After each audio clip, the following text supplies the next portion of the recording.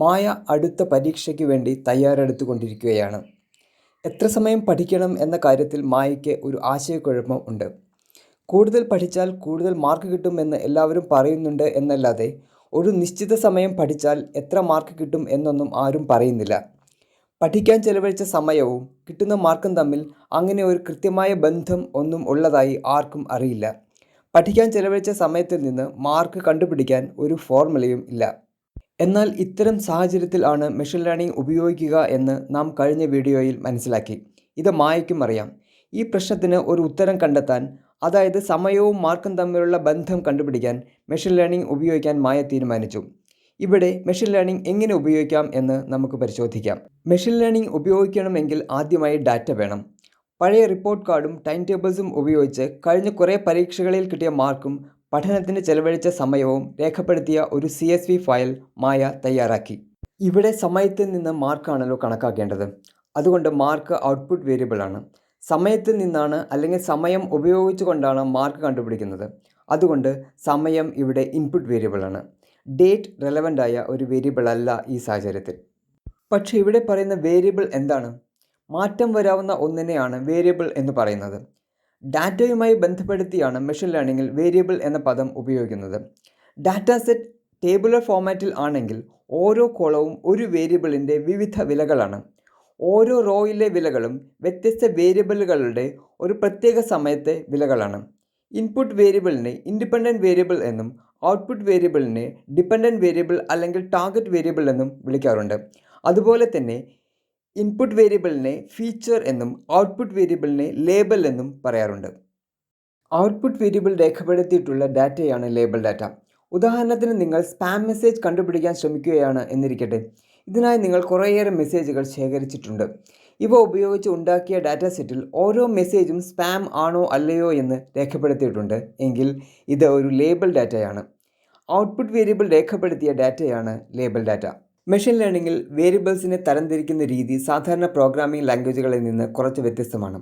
ഉദാഹരണത്തിന് മാർക്ക് എന്ന വേരിയബിളിൻ്റെ വിലകൾ എല്ലാം നമ്പേഴ്സാണ്. ഇത്തരം വേരിയബിൾസാണ് ന്യൂമറിക്കൽ വേരിയബിൾസ്. പ്രൈസ്, ടെമ്പറേച്ചർ എന്നിവയെല്ലാം ന്യൂമറിക്കൽ വേരിയബിൾസിന് ഉദാഹരണമാണ്. പക്ഷേ എല്ലാ വേരിയബിൾസിൻ്റെ വിലകളും നമ്പർ ആകണമെന്നില്ല. പരീക്ഷയിൽ കിട്ടുന്നത് മാർക്കല്ല ഗ്രേഡ് ആണെങ്കിൽ ഗ്രേഡിൻ്റെ വിലകൾ നമ്പർ ആയിരിക്കില്ല. A, B, C തുടങ്ങിയ അക്ഷരങ്ങളായിരിക്കും. ഇത്തരം വേരിയബിൾസിനെ കാറ്റഗറിക്കൽ വേരിയബിൾസ് എന്ന് പറയുന്നു. കളർ, ബ്രാൻഡ് എല്ലാം കാറ്റഗറിക്കൽ വേരിയബിൾസിന് ഉദാഹരണമാണ്. ന്യൂമറിക്കൽ വേരിയബിൾസ് തന്നെ കണ്ടിന്യൂസും ഡിസ്ക്രീറ്റും ഉണ്ട്. കണ്ടിന്യൂസ് വേരിയബിൾസിന് ഭിന്നസംഖ്യകളടക്കം ഏതു വിലയുമാകാം. ഡിസ്റ്റൻസ്, ടെമ്പറേച്ചർ എല്ലാം ഉദാഹരണമാണ്. പക്ഷേ ഡിസ്ക്രീറ്റ് വേരിയബിൾസിന് ഭിന്നസംഖ്യകൾ വിലയായി വരില്ല. ഹോൾ നമ്പേഴ്സ് മാത്രമേ വരൂ. ഉദാഹരണത്തിന് ഒരു വീട്ടിലെ അംഗങ്ങളുടെ എണ്ണം, പർച്ചേസ് ചെയ്ത പ്രൊഡക്റ്റുകളുടെ എണ്ണം മുതലായവ.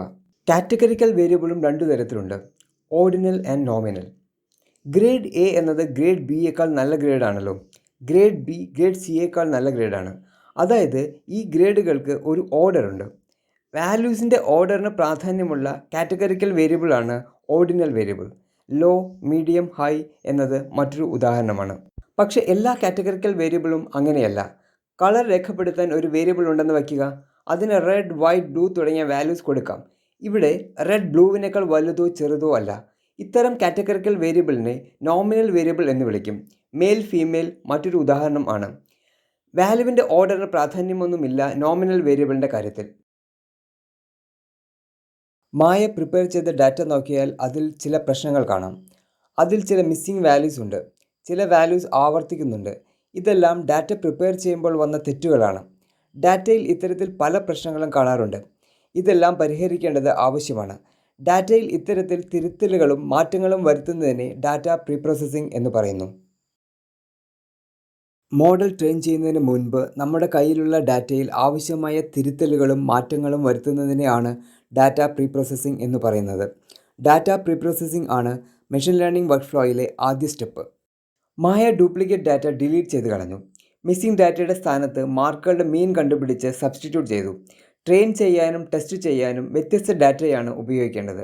അതുകൊണ്ട് ഡാറ്റയെ 2 ഭാഗമായി വിഭജിച്ചു. 80% ഡാറ്റ ട്രെയിനിങ്ങിനും 20% ഡാറ്റ ടെസ്റ്റ് ചെയ്യാനുമായി മാറ്റിവെച്ചു. അതായത് 12 ദിവസത്തെ ഡാറ്റ ട്രെയിനിങ്ങിന് വേണ്ടിയും 3 ദിവസത്തെ ഡാറ്റ ടെസ്റ്റിങ്ങിന് വേണ്ടിയും മാറ്റിവെച്ചു. ഇതോടെ മായയുടെ ഡാറ്റ പ്രീ പ്രോസസ്സിംഗ് പൂർത്തിയായി. ഡ്യൂപ്ലിക്കേറ്റ് ഡാറ്റ ഡിലീറ്റ് ചെയ്യാനും മിസ്സിംഗ് ഡാറ്റ മീൻ ഉപയോഗിച്ച് സബ്സ്റ്റിറ്റ്യൂട്ട് ചെയ്യാനുമെല്ലാം പൈത്തണിലും മറ്റു ലാംഗ്വേജുകളിലും ലൈബ്രറി ഫങ്ഷൻസ് ഉണ്ട്. അത് ഉപയോഗിച്ചാൽ മതി. ഡാറ്റ പ്രീ പ്രോസസ്സിംഗ് എന്ന് വേണ്ട, മെഷീൻ ലേണിംഗിൽ പൊതുവെ ഏതൊരു ടാസ്ക് ചെയ്യാനും ലൈബ്രറികൾ ലഭ്യമാണ്. അതുകൊണ്ട് പ്രോഗ്രാമിംഗ് മെഷീൻ ലേണിംഗിൽ വലിയ തലവേദനയല്ല. മെഷീൻ ലേണിംഗ് കൺസെപ്റ്റ്സിൽ വ്യക്തത ഉണ്ടായാൽ മതി. മായ ചെയ്തത് കൂടാതെ മറ്റു ചില കാര്യങ്ങളും ഡാറ്റ പ്രീ പ്രോസസ്സിങ്ങിൽ ചെയ്യാറുണ്ട്. പൊതുവെ ചെയ്യാറുള്ള ചില കാര്യങ്ങൾ ഇവയാണ്: മിസ്സിംഗ് ഡാറ്റ കൈകാര്യം ചെയ്യുക, ഡ്യൂപ്ലിക്കേറ്റ് ഡാറ്റ കൈകാര്യം ചെയ്യുക, ഔട്ട്ലയേഴ്സ് നീക്കം ചെയ്യുക പോലുള്ള കാര്യങ്ങൾ. ഡാറ്റ നോർമലൈസേഷൻ, സ്റ്റാൻഡർഡൈസേഷൻ പോലുള്ള ഡാറ്റ ട്രാൻസ്ഫോർമേഷനുകൾ. Dimensionality reduction, feature selection, feature creation പോലുള്ള കാര്യങ്ങൾ. ട്രെയിനിങ്ങിനും ടെസ്റ്റിങ്ങിനും വേണ്ടി ഡാറ്റ സ്പ്ലിറ്റ് ചെയ്യുന്നത് എല്ലാം പ്രീ പ്രോസസ്സിങ്ങിൻ്റെ ഭാഗമാണ്. ഇവയോരോന്നും വിശദമായി മറ്റൊരു വീഡിയോയിൽ ചർച്ച ചെയ്യും. മായ കൈകാര്യം ചെയ്യാൻ ശ്രമിക്കുന്ന പ്രശ്നം, അതായത് സമയം ഉപയോഗിച്ച് മാർക്ക് കണക്കാക്കുന്നത്, മെഷീൻ ലേണിംഗിലെ സൂപ്പർവൈസ്ഡ് ലേണിംഗ് എന്ന വിഭാഗത്തിൽ പെടുന്നതാണ്.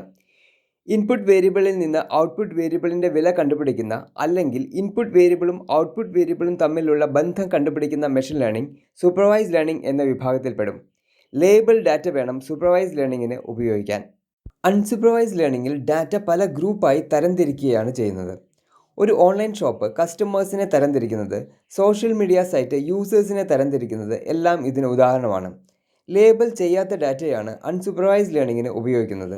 അതായത് ഒരു വേരിയബിളിനെയും ഔട്ട്പുട്ട് വേരിയബിളായി അൺസൂപ്പർവൈസ്ഡ് ലേണിംഗ് കണക്കാക്കുന്നില്ല. പാർഷ്യലി ലേബിൾ ഡാറ്റ ഉപയോഗിക്കുന്ന മെഷീൻ ലേണിംഗ് ആണ് സെമി സൂപ്പർവൈസ്ഡ് ലേണിംഗ്. അൺലേബിൾ ഡാറ്റയിൽ നിന്ന് ലേബൽ ജനറേറ്റ് ചെയ്ത് ഉപയോഗിക്കുന്ന മെഷീൻ ലേണിംഗ് ആണ് സെൽഫ് സൂപ്പർവൈസ്ഡ് ലേണിംഗ്.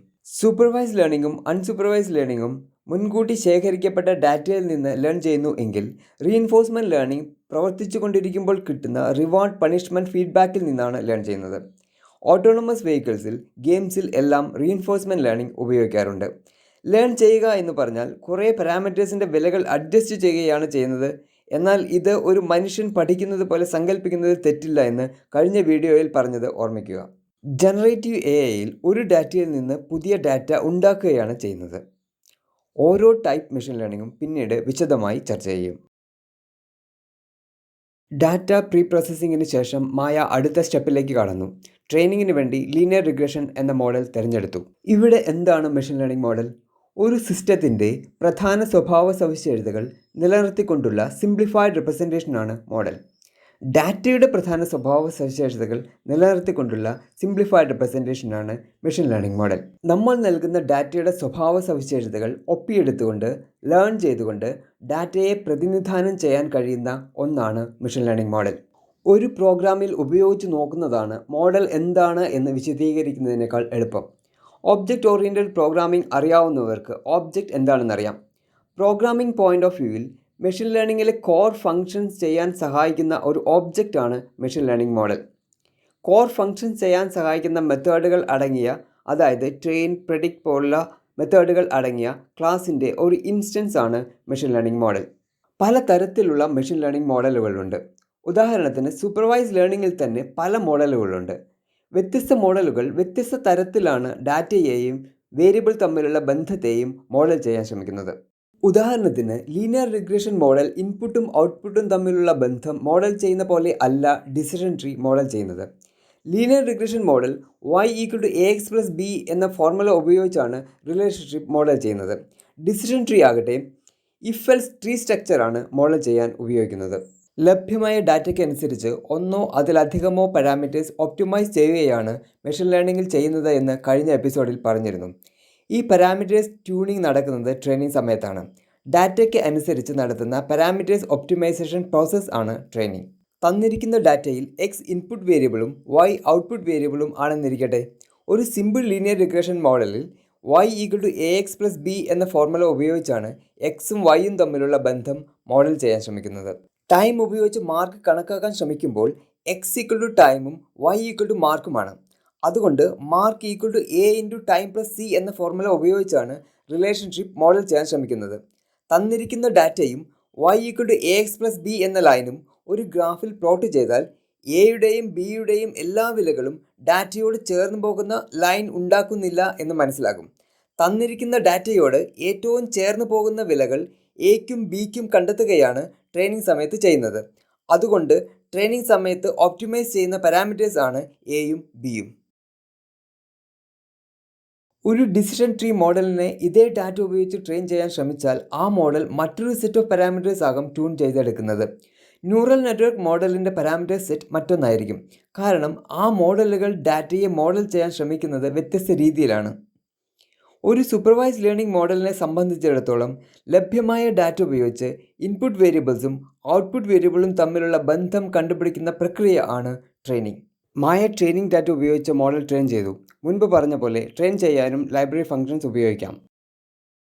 ട്രെയിനിങ്ങിന് ശേഷമുള്ള സ്റ്റെപ്പാണ് ടെസ്റ്റിംഗ് ആൻഡ് ഇവാലുവേഷൻ.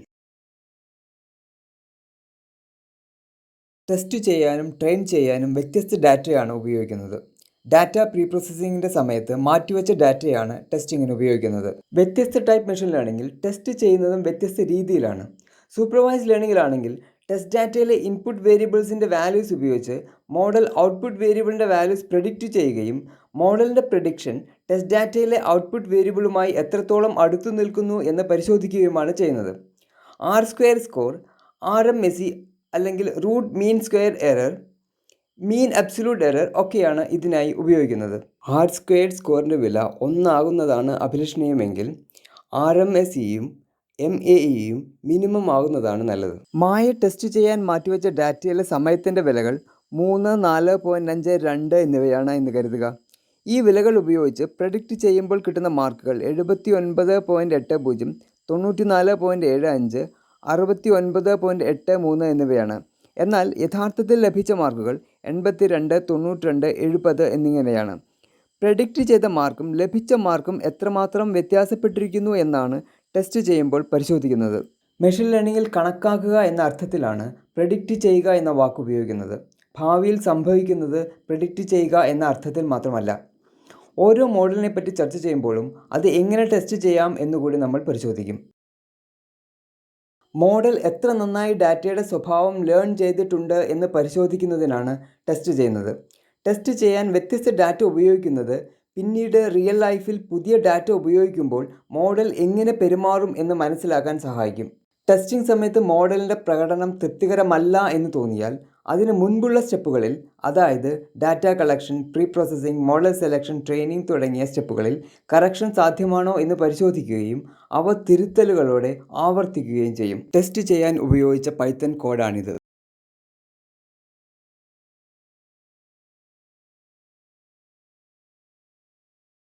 ടെസ്റ്റിങ്ങിൽ മോഡൽ തൃപ്തികരമാണെന്ന് മനസ്സിലായാൽ അത് ഉപയോഗിക്കാനായി ഡിപ്ലോയ് ചെയ്യാം. ഡിപ്ലോയ്മെൻറ്റിന് ശേഷവും മോണിറ്ററിംഗ് തുടരും. ഡിപ്ലോയ്മെൻറ്റിനെ കുറിച്ച് വിശദമായി പിന്നീട് ചർച്ച ചെയ്യാം.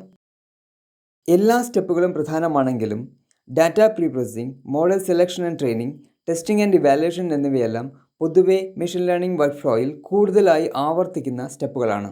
മായ വ്യത്യസ്ത സമയം ഉപയോഗിച്ച് ലഭിക്കാവുന്ന മാർക്കുകൾ പ്രെഡിക്റ്റ് ചെയ്തു. മെഷീൻ ലേണിംഗ് തരുന്ന ഉത്തരം 100% കൃത്യമാവണമെന്നില്ല. പഠന സമയവും മാർക്കും തമ്മിലുള്ള ബന്ധം അപ്രോക്സിമേറ്റ് ആയാണെങ്കിലും ഇപ്പോൾ മായയ്ക്കറിയാം. അതിലുപരിയായി മെഷീൻ ലേണിംഗ് വർക്ക് ഫ്ലോയിലെ പ്രധാന സ്റ്റെപ്പുകൾ മായയ്ക്ക് മനസ്സിലായി. ഈ പ്ലേലിസ്റ്റിലെ മറ്റു വീഡിയോകൾ കൂടി കാണുന്നത് മെഷീൻ ലേണിങ്ങിനെ കുറിച്ച് കൂടുതൽ വ്യക്തമായി മനസ്സിലാക്കാൻ സഹായിക്കും. നിങ്ങളുടെ അഭിപ്രായങ്ങളും നിർദ്ദേശങ്ങളും തീർച്ചയായും കമൻ്റായി രേഖപ്പെടുത്തുക. വീഡിയോ ഇഷ്ടപ്പെട്ടെങ്കിൽ ലൈക്ക് ചെയ്യുക, സബ്സ്ക്രൈബ് ചെയ്യുക, ഷെയർ ചെയ്യുക.